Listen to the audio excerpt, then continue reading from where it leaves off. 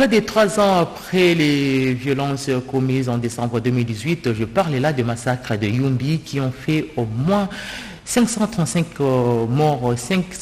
morts et 20 000 déplacés d'après les rapports de l'ONU qui, selon eux, pourraient constituer des crimes contre l'humanité, même si le bilan réel est très probablement bien plus élevé. Les assaillants ont aussi endommagé, détruit et pillé plus de 1500 maisons ainsi que des centres de santé, des écoles et des lieux de vote. Et à Kinshasa, la justice poursuit les personnes qui ont planifié ces attaques afin de rendre justice aux victimes et de leurs familles. Au Mali, un coup d'État. Dans le coup d'État au Mali, les militaires maliens mécontents du nouveau gouvernement amorcé par les autorités de transition ont procédé à l'arrestation du président et de son premier ministre dans un coup de force secouant les pays plongés déjà dans une crise profonde. Une grande partie de la communauté internationale a condamné fermement cette tentative de coup de force et exige leur libération inconditionnelle. Bienvenue à ces directs sur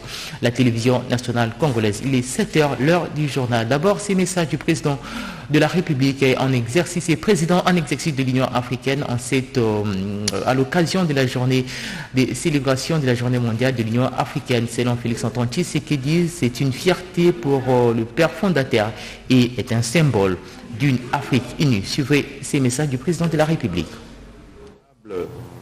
Excellences, mesdames et messieurs, chers jeunes, en ce jour où nous célébrons la création il y a 58 ans de notre organisation continentale, l'Organisation de l'Unité africaine, devenue l'Union africaine, nous ressentons en tant qu'Africains une fierté légitime et une profonde admiration pour les pères fondateurs qui, avec détermination et lucidité, ont donné corps à cette architecture continentale, symbole d'une Afrique unie et forte.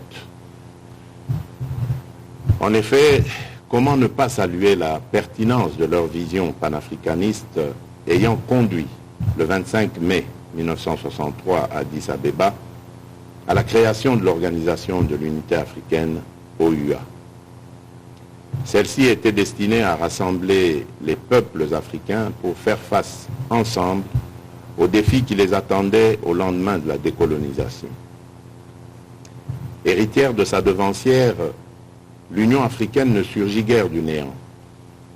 Sa filiation certaine au panafricanisme réside fondamentalement dans l'objectif d'autodétermination des peuples africains. À la lumière d'innombrables défis qui se dressent devant nous, cette vision dont nous percevons encore plus clairement le bien fondé de nos jours doit véritablement assurer la pleine participation des peuples africains au développement et à l'intégration économique du continent.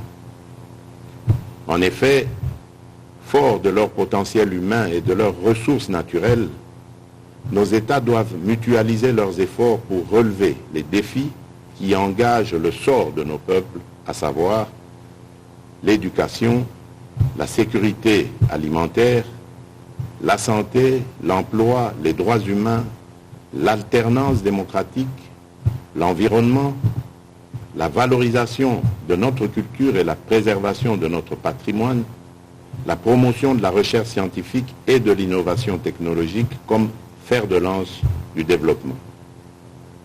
La gouvernance de nos États devrait résolument s'inscrire dans des challenges renouvelés pour stimuler le développement du continent.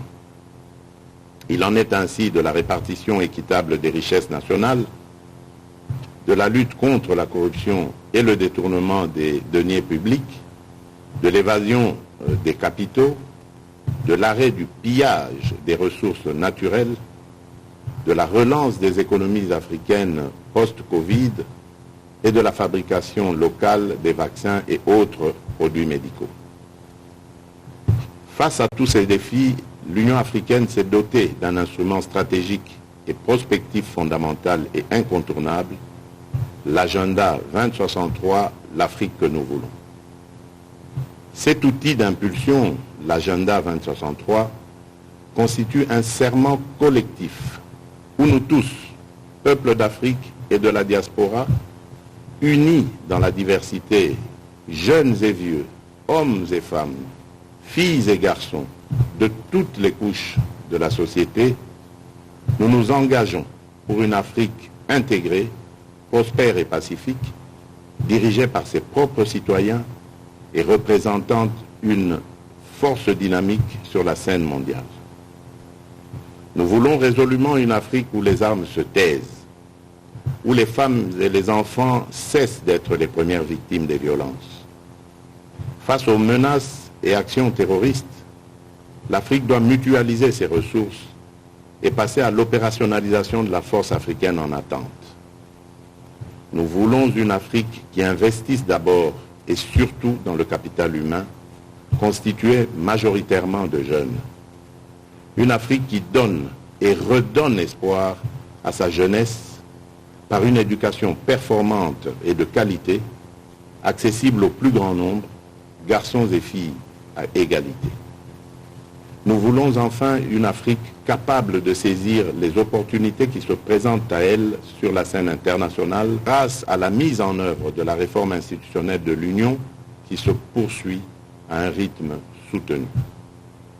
Honorables Excellences, Mesdames et Messieurs, chers jeunes, dans cet élan, nous devons aussi avoir le courage de repenser et de retisser les liens culturels et ombilicaux brisés du fait de la tragédie de l'histoire avec nos frères et sœurs aujourd'hui disséminés sur les terres insulaires des Caraïbes et des Amériques.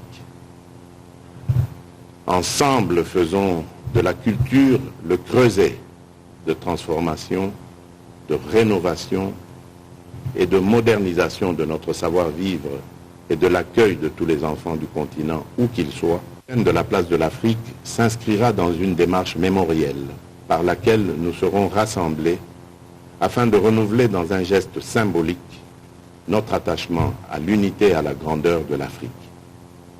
Ce jour-là constituera un grand moment culturel et par là même un grand événement historique. Je serai profondément heureux d'inaugurer cette place de l'Afrique située au cœur même de notre capitale, Kinshasa. Je souhaite qu'elle devienne le symbole de notre solidarité active avec tous les frères et sœurs du continent, le signe de notre foi inébranlable en une renaissance perpétuelle de l'Afrique, mais aussi un nouvel engagement pour une remobilisation de la vocation panafricaine du Congo. En plus de la cité de l'Union africaine, de l'avenue de l'Union africaine, voici maintenant la place de l'Afrique.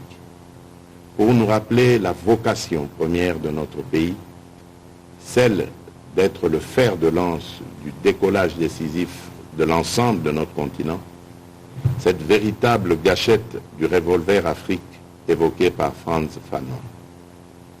Que vive l'Union africaine, que vive la République démocratique du Congo, que Dieu bénisse et protège l'Afrique et la République démocratique du Congo. Je vous remercie. Vous venez là de suivre le message du président de la République et président en exercice de l'Union africaine à l'occasion de la journée africaine de l'Union africaine. Matérialisation de contrats entre la République démocratique du Congo et l'Égypte, la construction des stations voltaïques en Bunjimaï et la construction de la ville Kitoko. Les investisseurs égyptiens sont à Kinshasa pour la pose de la première pierre et autres activités du chef de l'État dans ces condensés. Les contrats d'investissement signés entre la République démocratique du Congo et l'Égypte vont entrer dans la phase d'exécution. Voilà qui justifie la présence à la Cité de l'Union africaine d'investisseurs égyptiens venus confirmer cette matérialisation de ces contrats signés en février de cette année. La construction de la station voltaïque de Chipuka à Mbujimaï et les travaux du projet Kitoko à Kinshasa figurent parmi les projets. En février, son Excellence, il s'est rendu en Égypte et nous avons vu vraiment la signature de ces différents contrats. Et aujourd'hui, nous sommes revenus pour dire que voilà, nous avons continué à travailler et nous allons sous son auspice et ses directives, nous sommes prêts pour démarrer les projets très prochainement, car nous avons fait tous les travaux nécessaires pour les démarrer au plus vite. Nous estimons que d'ici un mois, nous pouvons mettre les différents premières pierres et démarrer quelques projets comme la station photovoltaïque de 10 MW à Mbujimayi et d'autres projets que je ne veux pas les brûler maintenant, puisqu'on va les démarrer dans un mois et que vous allez être avec nous pour les démarrer. Autre bonne nouvelle pour les Congolais, le projet Kamwa Kakula va connaître son début d'exécution. C'est l'ancien vice-président sud-africain Galema Montland, devenu entrepreneur et administrateur de Ivanhoe Mines, qui l'a annoncé à l'issue de l'audience lui accordée par le chef de l'État. Yes, we met with the president and discussed progress achieved in terms of developing Kamwa Kakula mine from the beginning, from scratch. Nous sommes venus annoncer une très bonne nouvelle, celle du démarrage de la mine de Kamwa Kakula, qui entre en phase de production aujourd'hui. Et c'est une grande nouvelle et un grand sujet de fierté nationale. Il était important que nous puissions partager cela avec le chef de l'État et lui donner aussi un aperçu de tous les progrès qui ont été faits jusqu'à ce jour. On a discuté aussi des problèmes de logistique de transport, parce que lorsque vous produisez, vous devez écouler vos produits sur un marché. Pour cela, il faut les transporter. C'est ainsi qu'il a été question du corridor ferroviaire de l'Ouest, c'est-à-dire de Kolwezi à Dilelo et qui va jusqu'à Lobito, en Angola. Le projet est déjà en cours. Au mois de juillet déjà, il y aura déjà un appel d'offres qui va être fait pour que les experts qui vont venir faire les opérations sur ces chemins de fer-là puissent être sélectionnés. Par ailleurs, le chef de l'État a participé par visioconférence à une table ronde de haut niveau sur les industries extractives, centrée sur les économies des rentes minières qui tirent une partie substantielle des sociétés évoluant dans le secteur extractif. Faisons un petit tour dans la ville de Goma. Après l'éruption volcanique du samedi dernier, cette ville est toujours secouée par de nombreuses et fortes secousses telluriques, suscitant la peur de la population locale. L'équipe du gouvernement central dépêchée en urgence dans cette zone a tenu une réunion de crise au siège de l'observatoire volcanique de Goma afin de résoudre les urgences liées à l'éruption du volcan Nyiragongo et de suivre en temps réel l'évolution de l'activité du volcan. Suivez ces reportages. Réunion de crise que le ministre de la Santé publique et chef de la délégation, le docteur Jean-Jacques Mbungani, a présidé à l'Observatoire volcanologique de Goma. Plus de 2 heures d'échange qui ont débouché sur des mesures importantes prises par les gouvernements de la République pour la protection et l'encadrement de la population en cette période où Goma fait face à des secousses aux allures d'un tremblement de terre. Il s'agit en priorité d'assister les personnes qui ont perdu la vie en leur octroyant un enterrement digne, ce qui est important. C'est vraiment dans le cadre de l'appui national que nous avons décidé de faire cette action. Également, nous avons d'autres actions qui poursuivront. L'assistance humanitaire également aux personnes victimes de ces éruptions volcaniques, comme vous le savez. Nous avons décidé d'octroyer une assistance de 40 000 tonnes aux familles identifiées, tolls aux familles identifiées, de manière à ce qu'ils puissent reprendre un abri digne, mais après avis de l'OVG, parce qu'il y a encore des laves qui ne sont pas totalement refroidies, et pour éviter les conséquences dues à des émanations de gaz.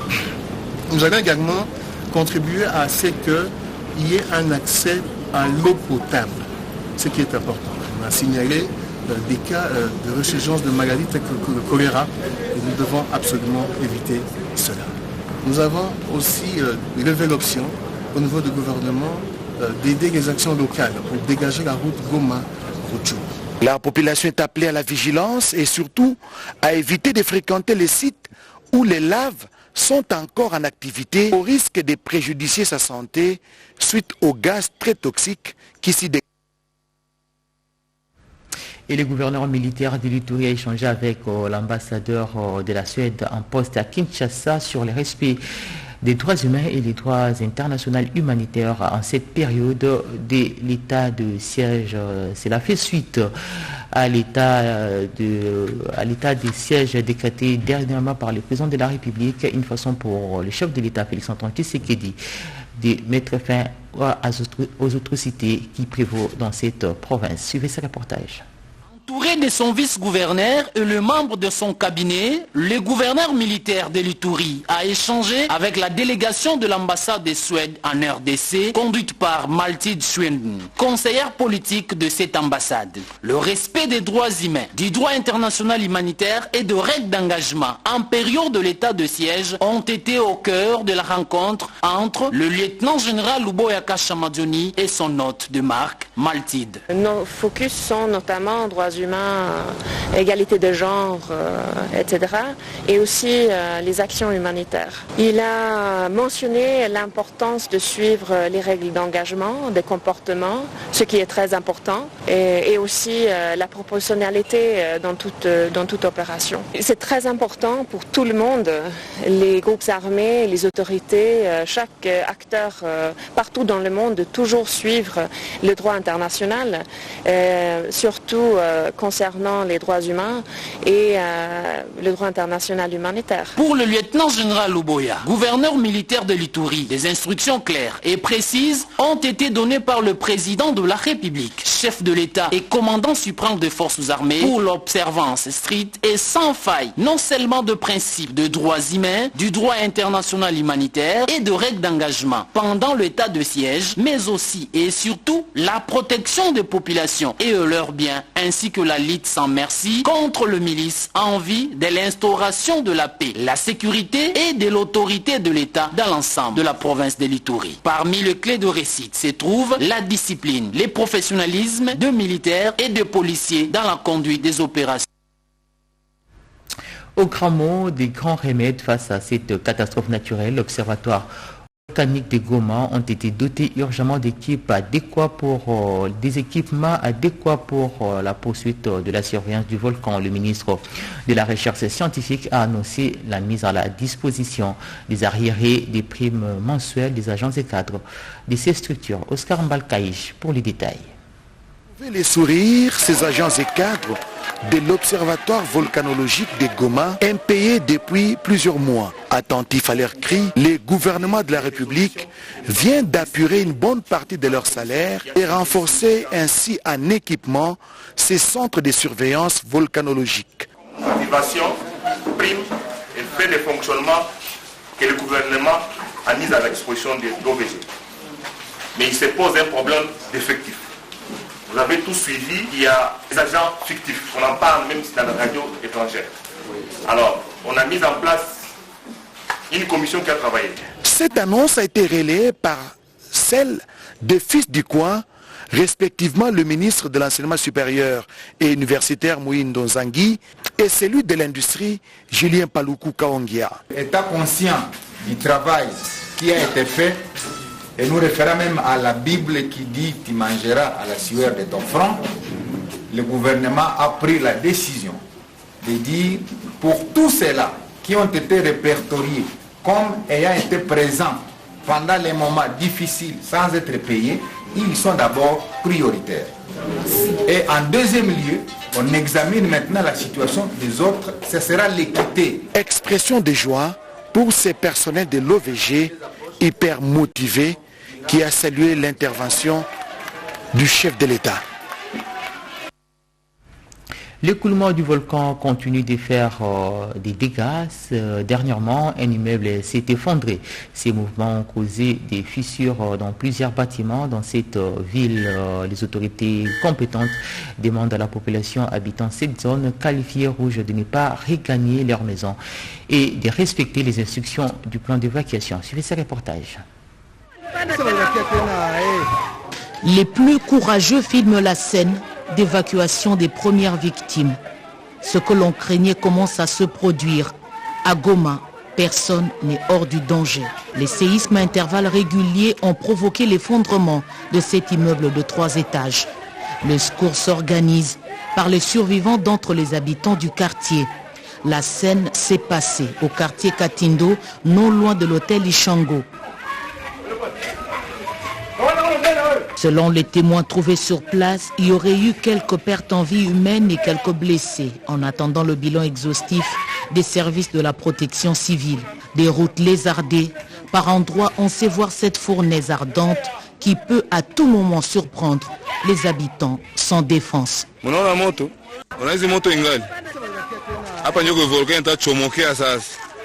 Côté officiel, les choses s'activent. La délégation ministérielle venue de Kinshasa tient une réunion de crise pour des dispositions afin de protéger la population. 7 membres du gouvernement Sama Lukonde, sous la coordination du ministre de la Santé, Jean-Jacques Mbungani, font une course contre la montre dans une ville en alerte jaune. Des mesures vont être annoncées. Un reportage signé Françoise Boula-Boaki. L'éruption volcanique à Goma, une partie de la qui a envahi plusieurs artères de la province jusqu'à atteindre l'aéroport de Goma. L'interruption du trafic sur la route Goma-Rutshuru ne sera pas longue durée. C'est mardi, la société congolaise de construction a lancé les travaux de remblissage. Suivez ce reportage. La route Goma-Rutshuru dans le groupement Kibati, coupée par la coulée des laves produite par l'éruption volcanique de Nyiragongo, va bientôt être rouverte au trafic. Les travaux ont démarré ce mardi 25 mai 2021. Un jour après la visite de la délégation gouvernementale venue de Kinshasa sur ce tronçon, la société congolaise de construction Sokok est sur le chantier.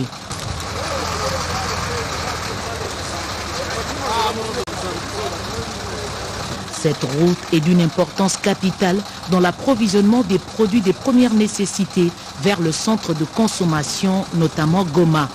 Longue de 1700 km, cette route voit transiter des produits venus du Grand Nord de la province.